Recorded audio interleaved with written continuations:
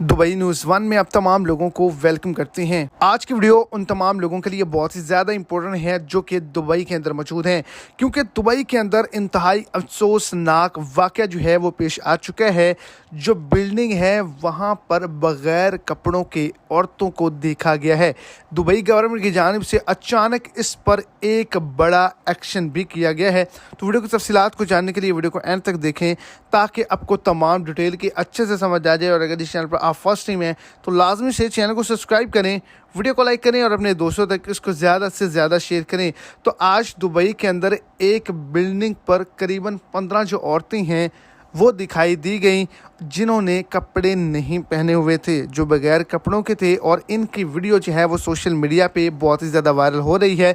जब Dubai police को इस बारे में इल्म हुआ, दुबई हुकूमत को इस बारे में इल्म हुआ, तो उन्होंने फौरी तौर पर इनको गिरफ़्तार किया, जुर्माना किया और रिपोर्ट में लिखा गया कि जो इनकी सज़ा बनती है वो इनको जल्द से जल्द और लाजमी तौर पर दी जाएगी।